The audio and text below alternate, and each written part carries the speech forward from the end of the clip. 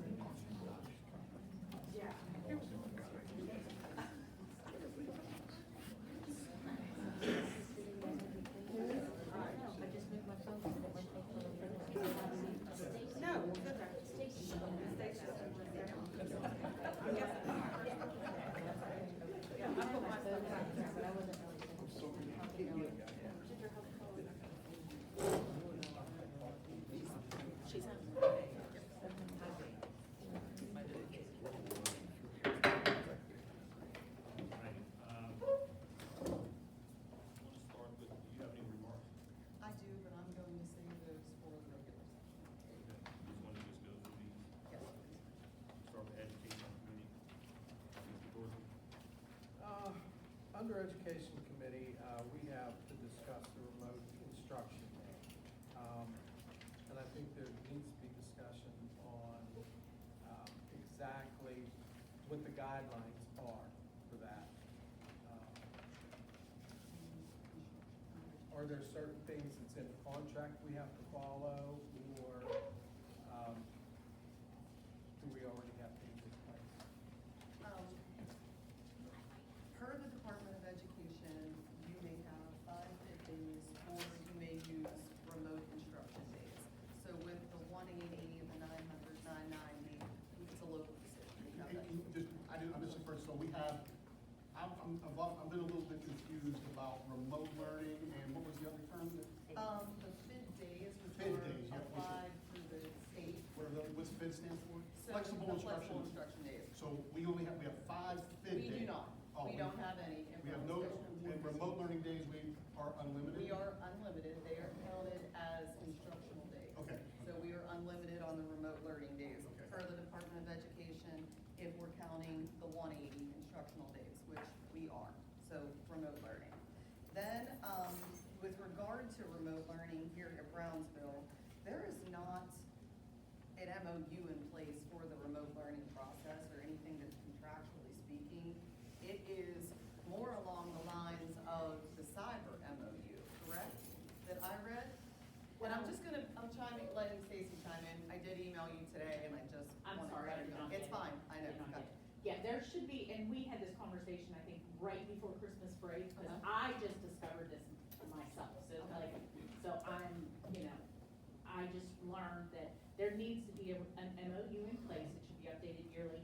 There was one put in place when Dan Gustovich was, union president, when we had the COVID, but I think that was a little bit different. And then you had Kevin Kelly in between me and Dan, and like I said, I just learned with the new Uniserv that, because that is a change in our instruction, we do need to have an MOU in place. And that's because you're under contract, but normally, when the new contract comes up, this should probably be incorporated into the new contract. The only problem about incorporating it into the contract, other than in the little bit of language that does talk about remote, is that it should be done through an MOU, because from year to year, you don't know what's going to happen. So we don't know if we're going to, every child's gonna have a Chromebook, or are we gonna switch to something else, Okay. So that's why it's Laws not can as change. locked 5 years. Yeah, okay. Because usually our contracts have always been a 5-year contract, and we don't wanna be locked, you don't wanna be locked into that, and we don't wanna be locked into that. Right. So, There are protocols and procedures in place. At the secondary level, our teachers are live, online, the children are logging in, they are live online. So remote looks a little different at the secondary level than it does at the elementary level. I know that the administrators. So at the elementary level, what's it look like? They have packets. So in November, packets went home, and there were 5 days of instruction in those packets. So in the event you call a remote day, it would be complete remote day 1 in the packet, and the kids are working on those hard copy packets at home.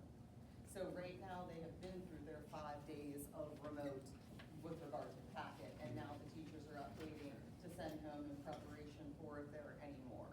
So that's all elementary, K through? K through 5. Okay. K through 5, they have packets. At the secondary level, they have their Chromebooks, their devices. Okay, so when the packets, so what do the elementary teachers do on a remote day, I guess is my question. So the elementary teacher, and I'm gonna allow Mrs. Llewellyn to chime in, if she sees fit. I have the procedures and I've worked on this. I've not had a chance to sit down yet, with the union, which I'd like to do before I push this out, and present it to the board. Absolutely. So, they are required to have office hours. The reason they're not meeting with students face-to-face on Zoom is because they're not, the students are taking the Chromebooks home. So we have AM office hours and PM office hours, and the parents are aware of those Zoom links, information they need. If they have any questions for the teachers about whatever their child is working on at home, they can log on to that Zoom with their child, and the teacher is available to help them. In between those two 40-minute Zoom sessions in the morning and afternoon, they are meeting at the grade level as teams. Itinerant teams are meeting, special ed department, they're meeting, and then they are to submit to Dr. Costello and I a synopsis of what their day looks like. Whether that is completing a training for the upcoming PSSAs, what they're talking about in their meetings. We also log into those sessions as well. How many students are logging into their Zoom office hours, things like that. Okay.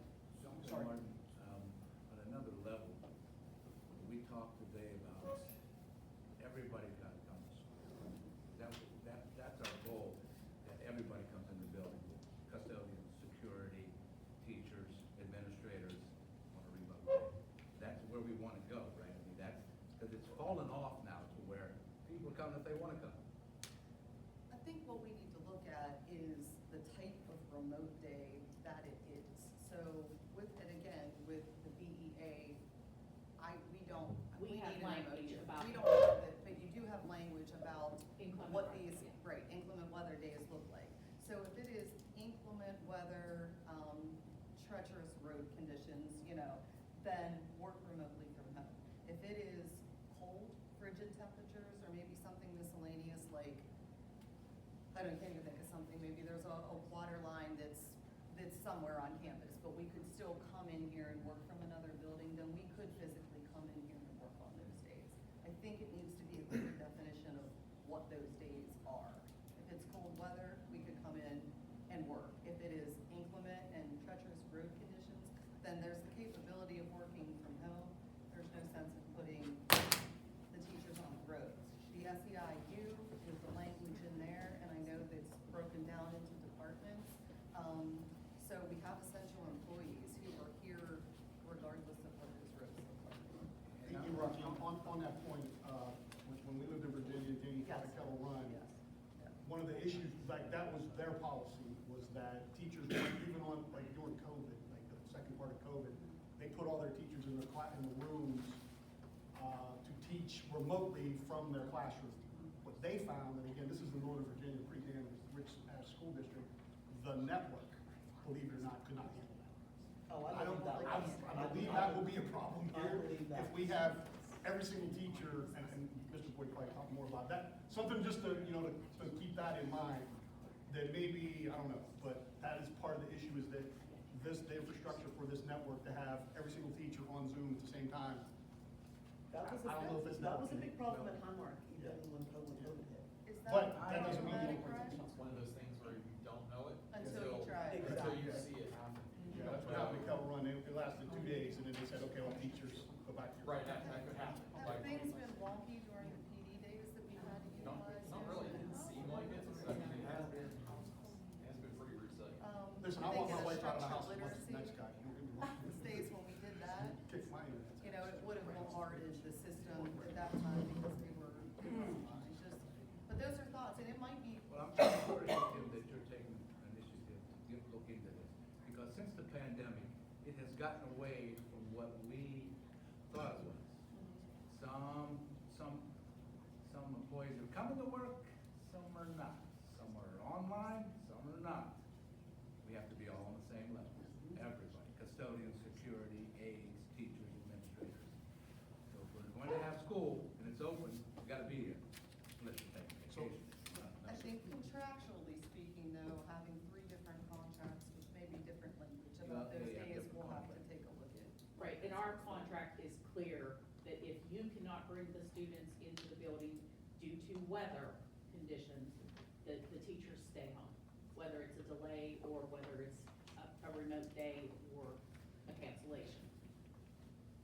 And I understand that, but I'm gonna be real critical about the previous administration, not Dr. Martin, but the previous administration did not handle things well.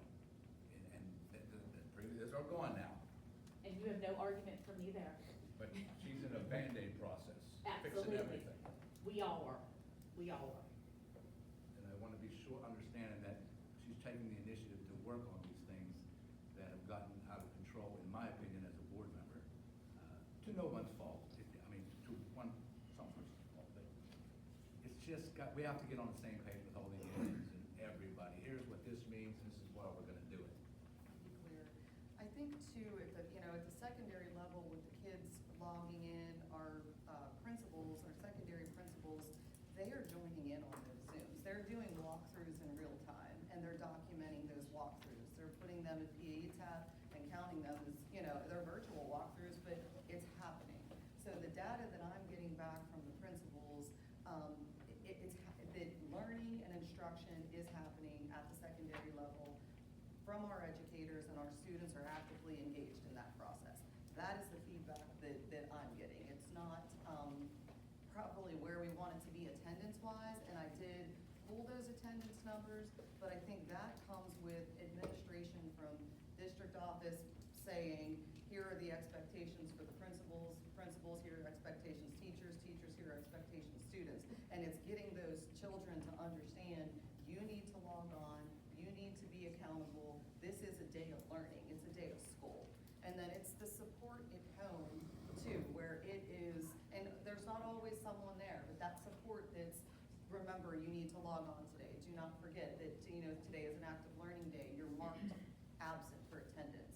And making these days up in June, that's not always beneficial either. Testing is over, for one thing, and students, the attendance is poor.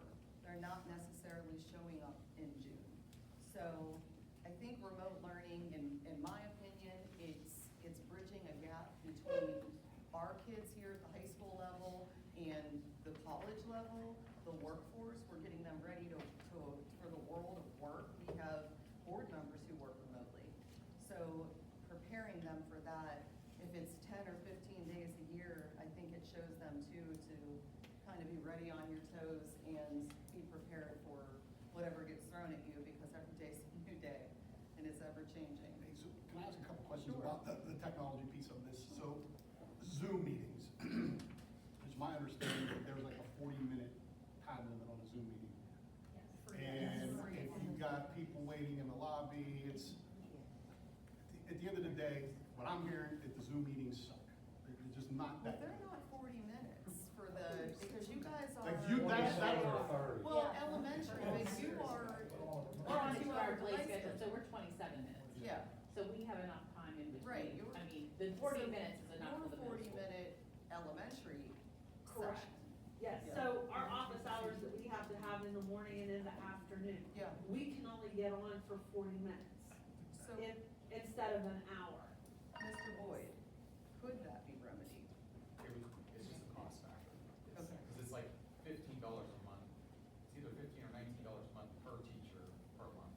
for Zoom. Per Zoom. So What- we have so 5. Our Microsoft license per team, we don't have teams in. I knew you were heading that way. We do have Ross. teams, we also have. It's way better. We actually There's a lot of reasons why I like teams better. I was gonna say, you're talking. Because they're about like, so that's, teams. if somebody works from home and has Yeah. guys that work from home, we exclusively use Microsoft Teams. And the main reason why, like, I will call my boys up and go, hey Jeff, why have you been yellow for the last 2 hours?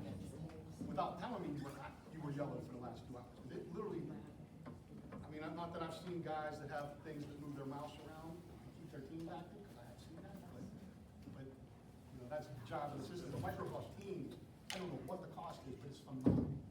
For meetings, it's just, and it's wide open, I don't I'm know. gonna check into that.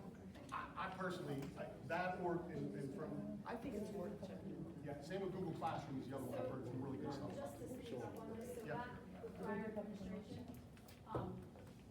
Mr. Berger and I asked, instead of buying Canvas, Yeah. we could have used Google. Yeah. We didn't have to buy Canvas. Yeah. It was there. We had talked about it in several administration meetings, and no, the previous administration went towards Canvas. Well, we have Google right at our fingertips, and it's free. Yeah, exactly. That's what Jamie said, same thing about Google Classroom. And I'm not a fan of They use Google, it. I'll be the first to say that, well, I learn it 100%, but my point is, if we have teams and we have all this free stuff that's just sitting there, Yeah. why do we keep investing money in platforms that we're only using a few times a year? That's just my opinion. That's what it is. It's literally, and we have Microsoft, you use Outlook 365, so it's there. It's I'm just- necessary. No, I say no. Mr. Dorsey hit it on the head years ago, that said, we were buying program after program after. Just wanted to watch this program and see if that was no that stuff. Because federal money was going, yeah. Bullshit. But my point is, we didn't need to buy all that stuff. We could have had, just like Google, there you are. Well, we bought it, so that don't look good to me. I love the chat function in Teams too, it's phenomenal. I mean, there's so much you can do with that, group chats. But that's gone now, there's a new chapter. So, And along with that, Mr. Bashir, you know, I brought up a point about connections between,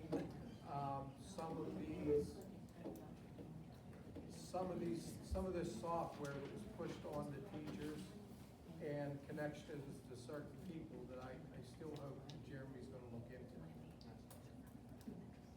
I'd say Attorney General should look at it. And at the elementary level, just to continue with the remote piece, we've had some discussions as to what could we do there outside of conference? Could we send these Chromebooks home? I talked with Mr. Dorsey, the chair of the education committee, and had a wonderful idea that Mr. Boyd and I consulted about today, possibly sending some of these Chromebooks home that the parents would maybe check out, and there would be that accountability piece that went to the parent and it stayed at home.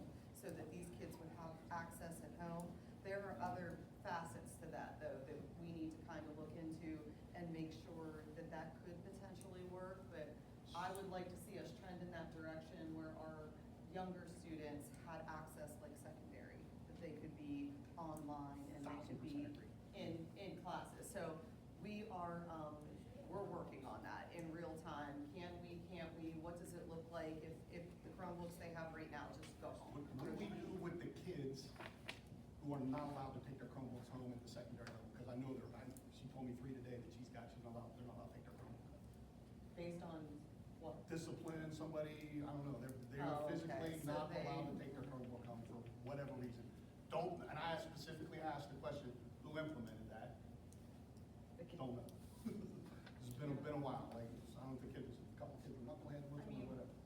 If they have an online Google setup, I'm sorry, as a parent, I'm trying to help you out here with an elementary student.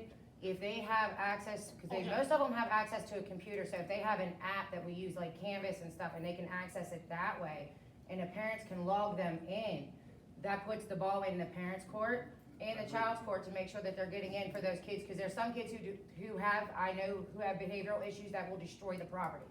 With kids with severe autism, you can't offer them a laptop because it could cause harm to the destruction of the property. The kid could hurt themselves on it. There's so many different ways to look at that. Yeah, I'm not arguing with you at all. I recognize that. So even Reagan, when she's home, she doesn't use a Chromebook, she uses her own computer, because she can't. So that's why I'm There saying, are like, if we kids can make an that's the excuse accessible that they use. account for the parents, like Canvas has like a parent portal, but it's not the same as the student portal. So we don't see what the students see, which causes a downfall. But if there was clear-cut access through it all for the parents to help set them up for the Zoom. If there are cases like that, like extenuating circumstances where you have students who are not permitted for whatever reason, legal reasons, behavioral reasons, then maybe part of that behavior plan, discipline plan, what have you, it needs to include something hard copy. We have to have, Yeah. they have to have something at home that they are actively working on during those days. If they are not allowed to have technology for whatever the reason may be. And We that's need to what work on that, but I'm not, and it's. I mean, am I wrong? Myself, Maybe not aware Jamie's of the it one that's either, affected yeah. by that. She's got 3 kids that can't take Chromebooks home, but maybe that's the only 3 kids in the whole district. No, there are kids who don't have Chromebooks because they destroyed 1, 2, or 3 Well, of it's them. not just. They have, and then we have kids who don't have internet access. Yeah, so that So happened in those are Greenstone on definitely Tuesday, things apparently they lost that was internet. No, done, and some kids Mr. don't have White They and I literally don't spoke have about internet that today. access. What could we do?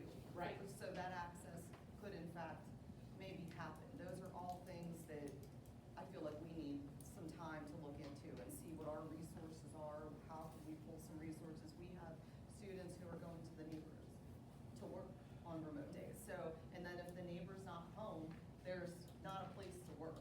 So what can we do to remedy that?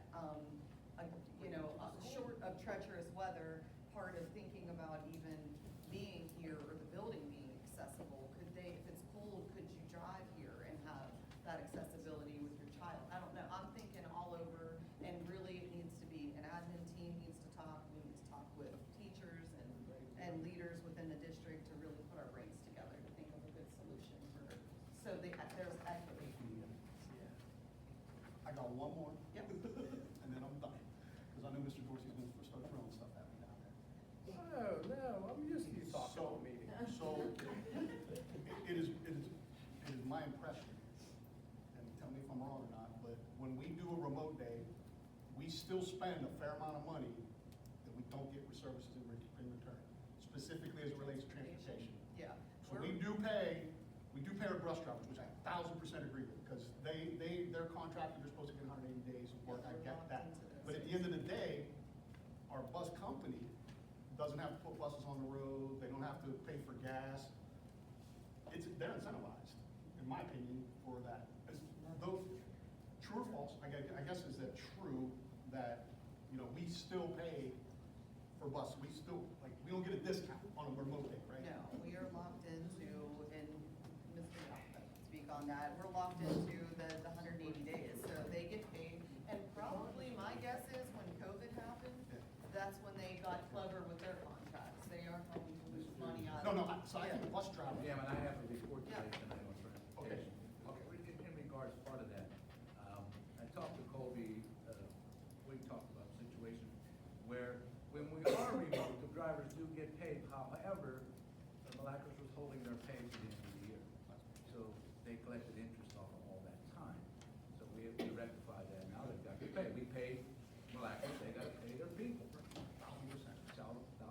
exactly. But something like, I'll be telling you tonight, the cost of a bus is $250 a day. Take that times 10 or 20 buses per day. And I'm gonna give that report tonight, because we were able to do before in the last 7 years, but I'm gonna report tonight about 3 minutes. But it's going to let the public know some of the things about transportation, and that's one of them, so. Are there givebacks? There probably could be, but you gotta negotiate the contract. This contract is 10 years old, near 10 years old. It was negotiated with Mr. Rico here, which is passed now, but, so those are some of the things to think about. Yeah. Remote day, how do you wanna handle that? Because they're not going to go away. So I feel like that is something that needs to be negotiated. The way it's looking, you know, with education, this is, I mean, I posted on Facebook, and dude, I'm not gonna say my phone blew up, my phone blew up. Some things that I learned from this: one, absolutely, remote days are not gonna go away, as much as I would love to see them go away. I don't think they are, unfortunately, but I get that. And there's no way in hell we will get any support. And I think I do agree with everybody now that going past June is worthless. Like, that's, we're not gonna get anything past the deadline and all the rest. But what I do think is that, and the discussions now are, we gotta make remote we have better. to tighten We it up. really gotta make it better. If we collectively. And these guys out here are probably the ones that tell us how to do it. Love it. It's got to get better. And we gotta figure out the guys that have these issues with internets and computers and all the rest, but what can we do to make it? I can't solve it. I just know it needs to get better. And it's a good point, Ross.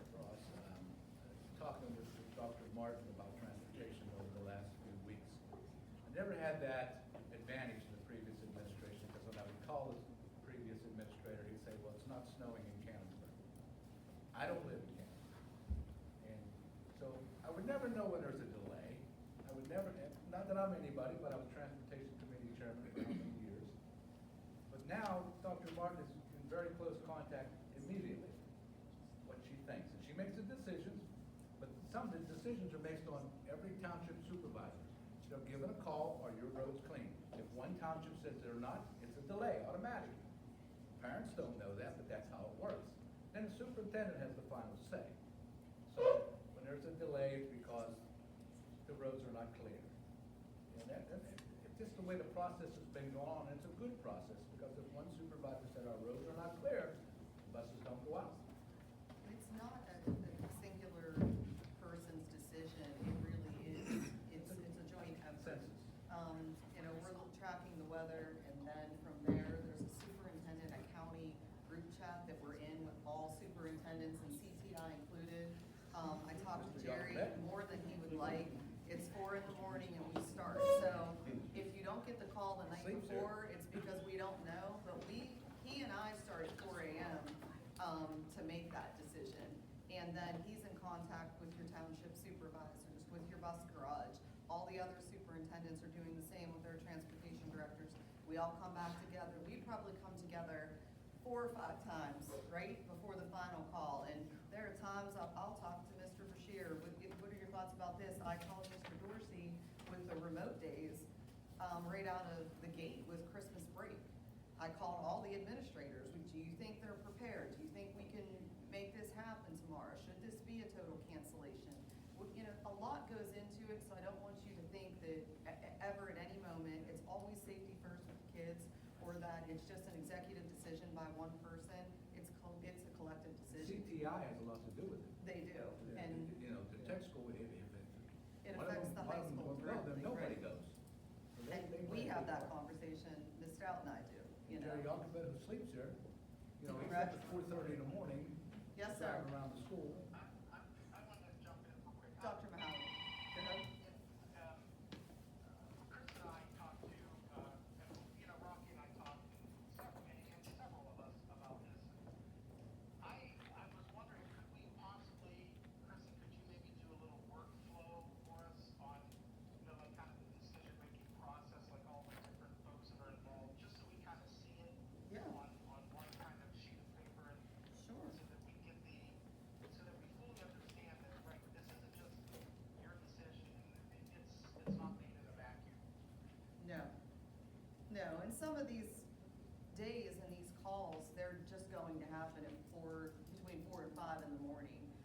we can get ahead of it. I'm a mother first, always, and I know what it's like to be an educator and be on the fly. So if we can get ahead of it and we know it's not changing, then that's exactly what we try to do, is get ahead of it as a team. But And I for can the- appreciate your calls early as it's possible. Right. You've never had that before, Right. you're making, I mean, not you just making the decision, everybody in general, but I'm aware of it, sometimes When you 5 have hours little before it kids gets at to news. home, I know, it's hard to prepare for the day. and I've told my fellow board members as soon as I know. So they spread the word. And so Yes. sometimes, you know, the decision is a tough decision, but it's not made by one person. No, no. So just some key takeaways from the remote day. We're going to look into Teams, we're going to look into Google, we're gonna look into Wi-Fi and what we can do with the elementary remote learning days. And we wanna make sure that it's equitable across the board, that everyone's getting the same educational experience, or at least a similar one. We're going to work on that. We're going to work on an MOU with, the BEA as to what remote days look like for our educators. And, that's it. We're going to respect the safety piece, and we're going to respect that this is academia, and these kids have to learn. So we need to make sure that learning is happening, first and foremost, outside of safety. Okay? Any other key takeaways?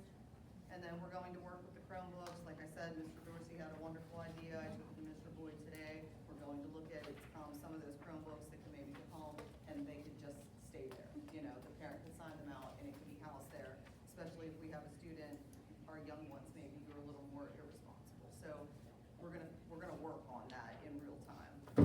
So, sorry, I know I said last one, me and Mr. Delarose are kibitzing over here. Cameras. Students' remote cameras are not allowed to be on, is that So, the? and I'm gonna let Mrs. Victor And I- yeah, I just chime in, wanna know- but I remember this language from when I was teaching. We're advised by the PSEA not to have the students have their cameras on. Okay. And why? Is this a public privacy law? Well, it's a little bit of, there's been, during COVID, I'm gonna go back to COVID. Yeah. The elementary, you had naked parents walking behind, you had a lot of things that maybe you don't want the kids to see. And then some kids too, you know, their houses may not be as nice or as clean, and you don't want them to be embarrassed by where, you know. That's why I love So- Microsoft Teams. You can put that background on, but. Yeah, so, and I will tell you, most cyber schools do not have the teachers' cameras can be on, and I do a lot of screen share, so my camera, like, they don't see me, Yeah. but I do screen share, we have whiteboard, we have a lot of apps and stuff that we use that, they're seeing that as the visual. If they want to be on, if a child wants to be on, do you have any issue? My sixth graders, they're babies, and they love to put the camera on, wave, and And I think come the elementary behind. kids would feel that way. Right, I pretty much give them, in teaching all these online, I give them that respect. So it's a recommendation. It's recommended, no. That they don't necessarily have to, but it could be an option. If they feel comfortable doing that, why Right. not? You know, we wouldn't say no. Yeah, no, and I don't think any teachers really, other than, like I said, we've had some audio issues where language was not appropriate for the classroom. Yeah, yeah. Okay. Dr. Morton, I really truthfully believe that the elementary, they need Chromebooks. They do need Chromebooks. We have some wonderful, I know we were Cause talking I'm about getting back programs. where my kid could come home with a packet, it's done in 10 minutes. Yeah, that's what I'm here too. And we also, They need outside of Chromebooks. remote days, Got we money have for some everything. elementary programs like that, the reading program, the math program. They IXL. could be utilizing. that. Listen, I am still on IXL, 100,000%, I am still on IXL. Go It to is, your office and get the old ones. Yeah. And they could utilize that. 100%. So, And I don't wanna hear first grade can't have, it. They all, They still function, they still have. Yeah. they're babies. They all. Okay, all right. Anyone else, key takeaways from the remote that you want? One more thing, Dr. Martin, to address, examine. Also too, because we are mandated reporters, if we see something, Oh, we're yeah. obligated, Right. we're obligated to report. So, Turn that background on. Teams. You good, Mr. Dorsey?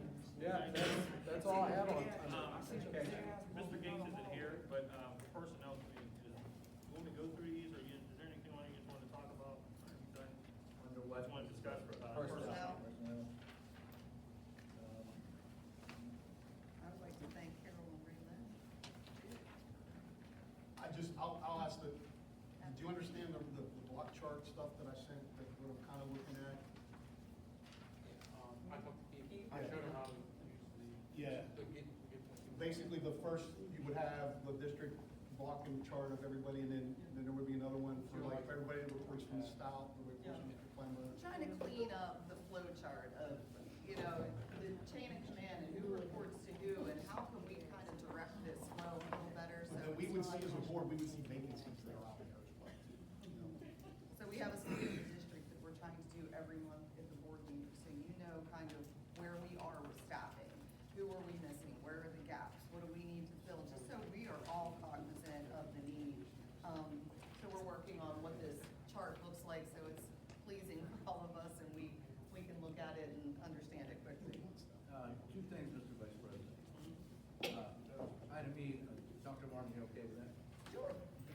Second part of that is that previously, many employees were afraid to make any remarks, come to the meeting, talk to the superintendent. With Dr. Martin, feel free to talk to her. Save yourself a lot of trouble, save you coming to a board meeting, save a lot of hearsay. Would I be correct, Dr. Martin? Correct. Because she's right now overwhelmed, but administrators, please feel free to contact her. May take a while to get back to you, but that's a new leaf, it's a different page right now, and we're just trying to say, if you see something, say something. You know, you won't have the board deal with it, because some of us, that's a little upset. That's a call. You can speak to her, it's not what it was. It's open door. And personally, I can say, Dr. Martin, 7 years of zero communication with me, vendettas with me, it's been very pleasant. The past, 6 months? Amen to that. Just want to say that. And I'm gonna say that about the whole world, we may not agree, we may go back in this room and fist fight, but we all, but at the end of the night, we say good night, how are you? Say, I voted no, you voted yes, okay, you had your reason.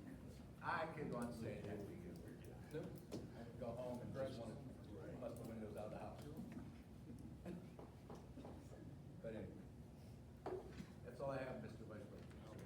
And just on, letter G, in this package, is there one in there for the It's staff? D3, yeah, Yeah, it's in- and It's in there? Mr. Wellington said he'll speak on it, so if you want him to just give you a Yeah. brief synopsis. Yeah, thanks. State of the district, I'm sorry, staff needs. Okay, yeah, so we're pretty much good with teachers. We need a special education teacher at the elementary school, because the person in that role is on a second grade position. And then the special education position at the middle school is still open. There's currently a long-term sub in there. We're still in desperate need of subs. We're trying multiple things to get subs in. I've called all the subs we've had the last 2 years to try to get them back or see who we can clean up our roster with. Let them know that we've raised our rate for the substitute teachers. Haven't really got much with that. We do have 2 on the agenda tonight to be hired, and Mrs. Llewellyn actually brought somebody in today with all their stuff, so, we're gonna vet them and talk to them, see if they vet somebody. Security, we're fully staffed, thankfully. We're continuously looking for subs though. Again, we just don't have the subs that we need for when, somebody's out, somebody has an emergency, those kind of things. The paraprofessionals, we thought we were in a good spot with paraprofessionals. We're down to needing 1 at the elementary school. However, today that changed. Now we currently need 3. We need 2 at the elementary school and then 1 at the high school due to IEPs. That just changed today. Ms. Palo reached out to me about that.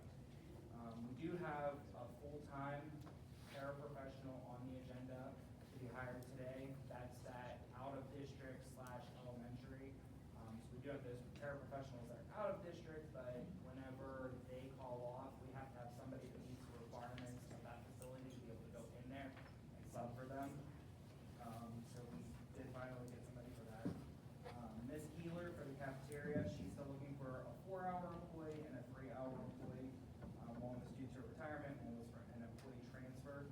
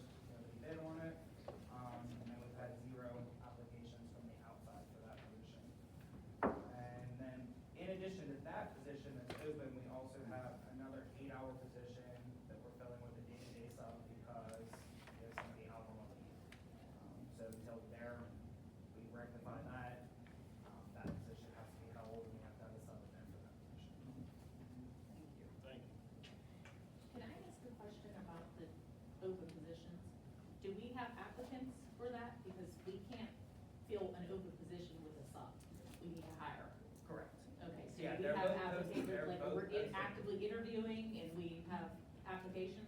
They're both posted positions. I have not gotten any applications for either one. So the people that are in there, are they certified special ed? So we have, yeah. Because one is the in middle school. Ms. Palo's position, yes, Okay. certified special education teacher in there now, for the remainder of the school year. And then the elementary need hasn't actually occurred yet. So Okay. this would be a teacher who bid Yes.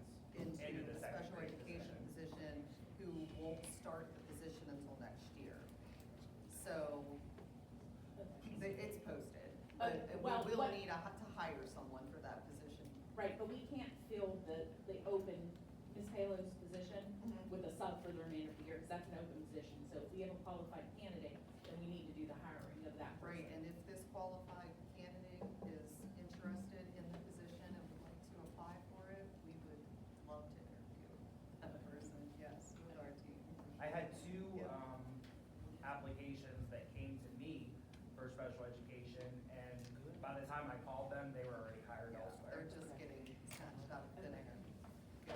I also heard through the grapevine that California sub rates went way up. So what? 150. What is it? 150. So that is true? That is Yeah. true? Yeah.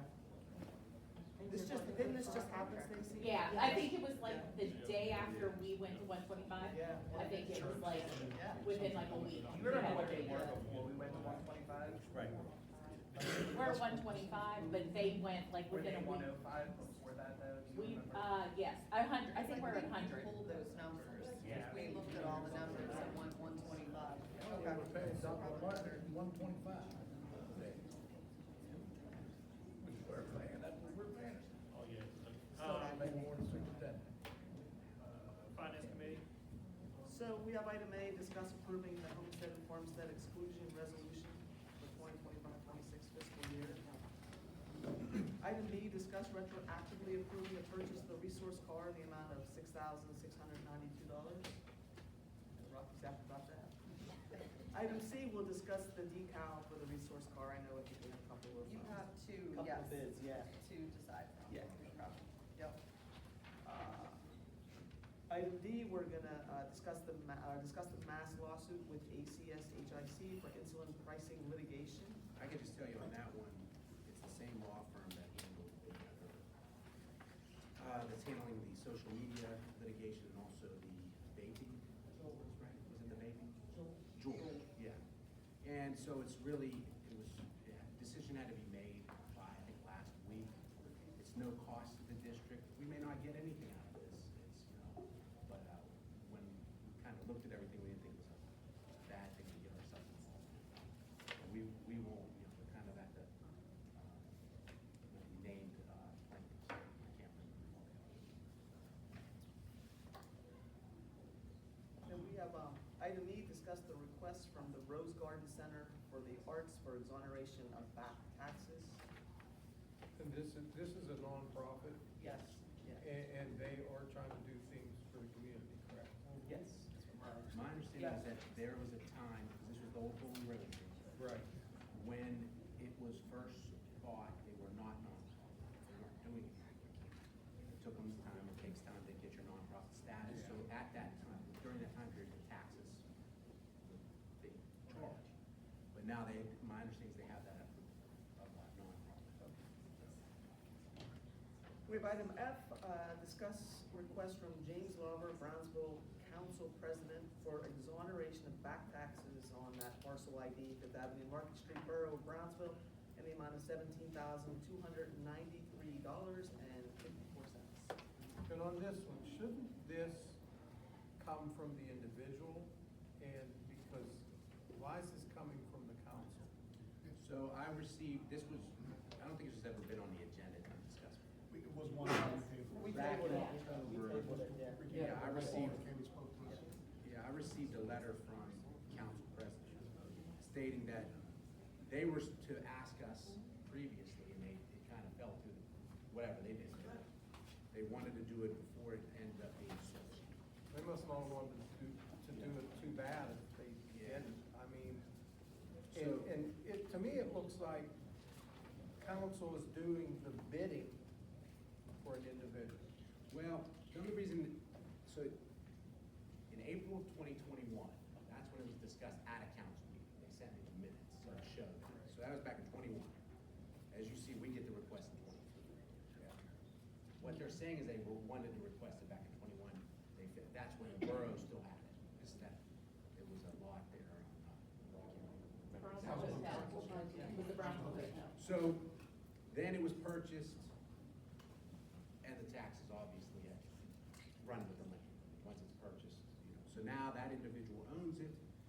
They're not, I mean, the reason I was told that the borough is asking for it is because it was the borough's mistake. At this point in time, I did get a call from the county solicitor. The county has forgiven the taxes because the same thing happened. They rubber stamp everything. Okay, Jeremy, but how did it get to our lap? I mean, if it's gonna get voted upon with the council, why The is council, it? no, the council approved exoneration of their tax. They can only do theirs. Okay, So there's three taxing bodies. You have the borough of Brownsville who forgave. You have the Fayette County forgave. okay. The last taxing body to act on it or not is the school district. Well, I'm voting no. But that's what the request I'm was. not They will let me- exonerating That's a lot of taxes. an increase in taxes that stands That's a to lot of make money. maybe millions of dollars out of this if a bank comes in. The bank wants the taxes paid, or they're not coming in. So let them do their thing, but I'm not voting to exonerate taxes from MBLDB Holdings. Just not gonna do it. If it passes, it passes. We talked about this in November, and it was a 9-0 to table I it. would pass it. Yeah, it was handed to you that day, and they wanted us to vote on it that night. That's politics to me. And my understanding is there was a later meeting that somebody from council would make come to me. I was not present. Yeah, and when Yeah. somebody came last month and tried to persuade us October. to do the right thing. So the right thing to me is, you laid it in our lap, it should be in our laps, you owe us the taxes, if you wanna build a bank, build it. Pay the $17,000 taxes.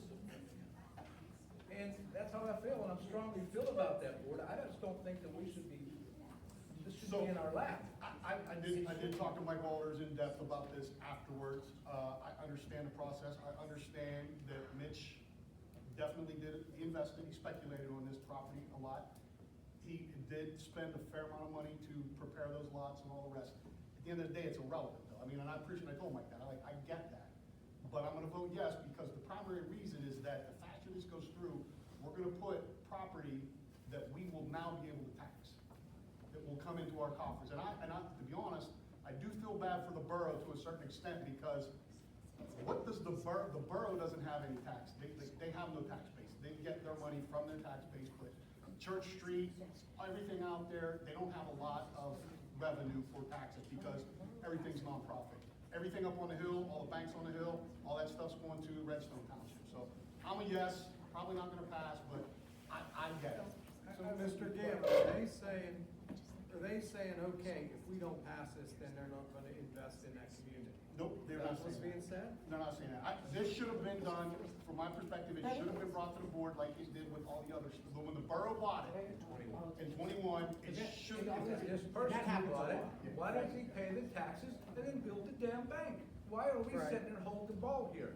I am not gonna be for us forgiving their taxes. I look at this, Then every resident, excuse me, Mr. Dorsey, every business in Brownsville Borough should say, we shouldn't pay no taxes, just exonerate ours too, because we're a business. This is wrong. My point on this is that if this would have happened before, like in the timeline, if the borough would have done what they were supposed to do from the beginning, which they did, and I appreciate that, we would have forgiven this. Yeah, we We would have We would absolutely. have probably forgiven it. And that's what I'm. And add to that, as president of the Historical Society, I'm not for anybody tearing buildings down. They tore a building down with 18-something or other. I can't say no, we did all we could to try to slow that down. It didn't happen.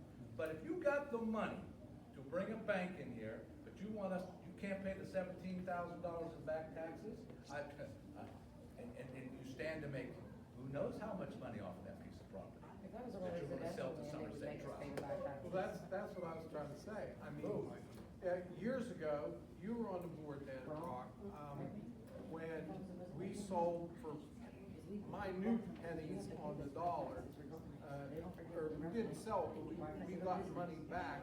We made a deal with Canistrell for the property up in, along the river. Luzerne Township, with the coal. Yes, so we got robbed on that one, and they made, what? Probably millions when they sold the land to the state. It's not fair to our taxpayers, Yeah. it's not fair to our students, that little bit of money, they probably call a little bit of money. Because I remember a person in that capacity came to a historical society meeting one night and said, nobody in this town has any money but me. Well, kiss my, you know what, because I'm in a position right now to say no, and it might not pass, but I am not voting to forgive these taxes. I will vote for Holy Rosary, they're trying to do something for this community. But I will not vote for a company that stands to make maybe $1 million or better off of a piece of property. And that's how I feel, Ross, and I understand, I respect your position, but I am not supporting that. And that person came here tonight, I would tell them right through this, no. And if it's a bank, in that location, somebody will get killed in a traffic accident. We only got 2 banks in the county, we need more things than banks. But my whole position, Ross, is the money they could stand to make off of it. When we want our measly $17,000, and maybe we can buy something with it. Chromebooks. Yeah, Chromebooks. But it's not right. It just doesn't sit well with me, Ross. And I'm not trying to pick out anybody personal. It doesn't sit well with me. So why this is, where are they? If they want, where are they? There's nobody, is anybody here from MLD Holdings? No, they're not here. So why is it sitting in my lap to vote for it? I will not vote for it.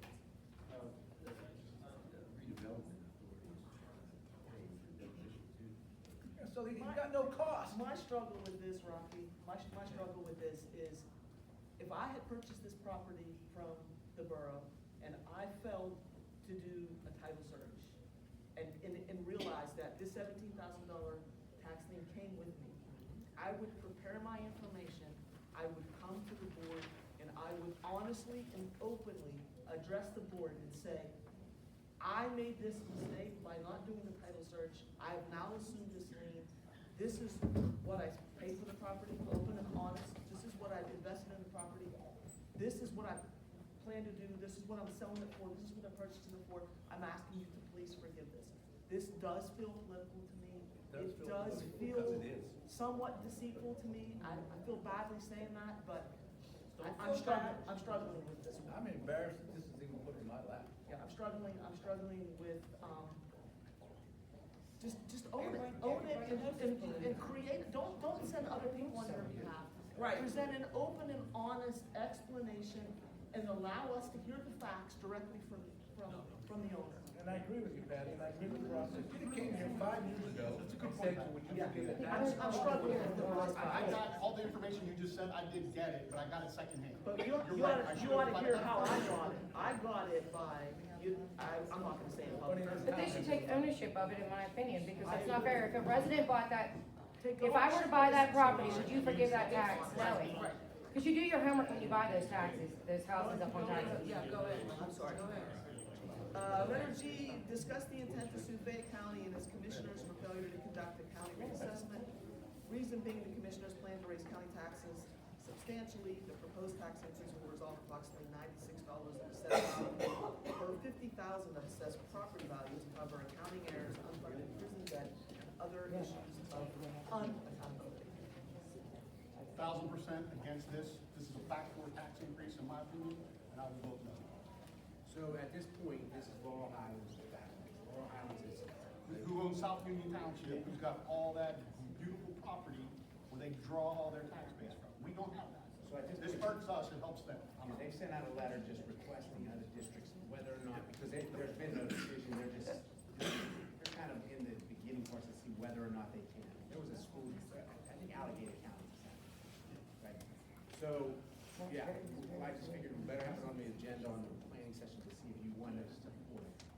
We can just say no, say, So my no is because at the end of the day, it's a backdoor tax, it's gonna end up being a backdoor tax increase for us. Our property values are gonna go up, which is gonna increase our property, which is gonna increase our tax. Like, your house, Rock, you're gonna, whatever the assessment is now, it's gonna go up, which is then gonna, and the rate's gonna stay the same, but now you're gonna have a tax increase because the rate goes up from the Those properties assessment. have not been assessed since 2003. Right, exactly. So every year, there's a common level ratio that's adjusted to try to come up with fair market value. So, Mr. Davis, who's hitting the bill on this? Is it Laurel Highlands, you said? It would be Laurel Highlands. They're the only school at this point that I know of that's interested in it. No other district that I've heard yet is, every district got a letter requesting, it's more of for support at this point to investigate whether or not there is even a claim to be made. So Laurel Highlands, who has all these businesses and gets money from the casino, which we don't get. And I remember talking about it long before you got here, some of the members. We signed a paper that we would get revenue from the casino. We've got nothing ever. We're Brownsville School District, but Laurel Highlands and Uniontown get all this mountain money. We get nothing. But we signed a paper saying, yeah, we'll take it, but we never got it. And I agree with you, Ross. I just wanted to hear. And this isn't even on, it's not even on the regular meeting, this was just a talking discussion. Well, I'm talking, Yeah, because, and then we would, if you guys were in favor, we would put it on for next. And I'm voting. Just bring it in. Don't even bother putting it on. Not that we should base decisions on this, but I have seen Don't even extreme bother. negativity on social media from the public. That's, yeah. No. I mean, at the end of the day, the state needs to get off their butt and fix the freaking, Okay. the way that we pay for schools. It should not be proper. Yep, so we got item H, I'm sorry, good. Item H, discuss approving the notification of the following repository tax sales from the Fayette County Tax Claim Bureau and authorize the president of the board to sign the consent of sale on behalf of district, those are following in-state parcel numbers. And that's it for me. Mr. Halleck's on his way, policy committee, any questions there? Just say for me. Yeah, yep. We're all good down there? Yeah. Building and grounds, Yeah, so we're gonna do, we have it on the agenda to solicit bids for the basketball court and tennis courts. Not spending any money yet, just to kind of see what that's gonna cost us to get those updated. Additionally, we need to do another bid on there for parking lot refurbishing, get some bids on that. Go ahead, Jerry. I want to know if the board wants to considering all the parking issues that we have, and all the issues that we have with cars, so many cars on site.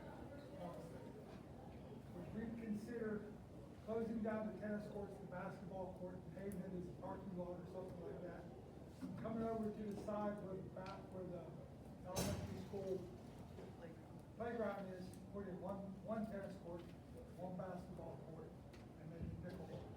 I mean, if something happens, if Rocky keeps saying something's going to happen, somebody's going to get killed, you're going to do it soon, you have to do something sooner or later. Would you rather look into it now, or would you just rather pay them out there?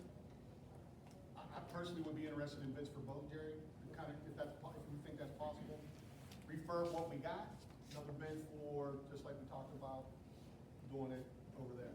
Yeah, getting bids isn't gonna hurt a thing. No, exactly, yeah, and we can kind of see what it's gonna cost. Yeah.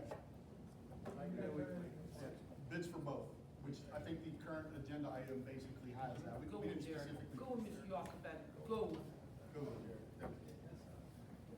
And then the parking lot too, we're gonna look at refurbing it, but I think what the plan is to get a bid for it, but we won't do it all at the same time. It'll be like over a 5-year period, and then we'll get it into the budget, but we'll just kind of see where we're at. That's what those bids are for. Not on the agenda is item B for the voting meeting, but we are, and we've had discussions where we want to add line items to the budget for going forward for basically maintenance upkeep of the different things that we have, HVAC, roofs, so on and so forth. So I think everybody pretty much would be in agreement with that. We will talk more about what those budget amounts are as we start getting into budget time, which we're doing now. So Redstone Field. It is my opinion, but I'm one of 9, is that we need a field house at Redstone Field. That gym, as much as we would love to save it and refurb it, it is a mess. The juice, in my opinion, is not worth the squeeze. The electricity there, when you look at all that stuff, it's just not worth it. In my opinion, and I would love to hear everybody else's opinion, is that we seriously consider looking at putting a field house on the south end of the stadium down there, kind of like if you guys been to Waynesburg, what they did, something very similar to that, where the officials would guys would go. This would not be for this year. We would limp through, 25-26 season, but then we start the ball rolling and maybe have something up and running for the 27-28 season. Are you looking at something like a steel building? Yeah, if you see, Katie, if I don't know if you've ever seen Waynesburg before, but I can get you some pictures of it. Something very similar to what Waynesburg has. I think Jeff Morgan's got that as well, where you basically have that, yeah, couple locker rooms, officials room, some water there. Yeah, love to hear some opinions on that. I mean, if we're gonna move forward, we gotta kind of start getting designs and builds and. But then after that, Redstone, the gym comes down. Yeah, I'm looking at, that whole property out there, we keep pumping so much money into that property. And if we're gonna keep pumping the money out there, because, you know, before it was all slap some paint on those locker rooms or whatever, but I mean, it looks bad. Getting bids isn't gonna hurt a thing. You know, when we have situations where we need to make improvements, get the bids. Let's look at them and then make those decisions. Discussing the repairs for district buildings and like the grounds. Yeah, so again, same thing, we've got some equipment and things like that we're gonna try to pump into the budget for. You know, instead of waiting till the 11th hour when the truck is completely dead or the HVAC units are completely wiped out, we kind of start budgeting now. We've got at least 13 old ones, that we definitely are gonna start needing to replace from some of our HVAC things that were not part of the original plan, that they weren't broke, they're not broke now, but they're gonna break. And instead of waiting till they're broken, we start fixing them. Again, nothing to vote on just yet, but it's definitely something that I just wanted to bring up and let you know that we wanna add that to the budget, so when we start talking budget, those line items will probably be there. Hopefully, we can afford it, but we just don't know. But again, just throwing that out there, don't wanna spring anything on anybody. And like our last year's maintenance budget was X, and this year it's 10 times X. That's on purpose. I'm good. Mr. Bashir, you want me to start the meeting? Yeah, I just have one request, Mr. Vice President, is that I do have the one line item here, but my report, I like to withhold, because are the parents coming in for awards, right? Since they are here, I would like them to hear a part of this, because maybe they can carry forward some things that they need to know. Start the meeting. So I can hold my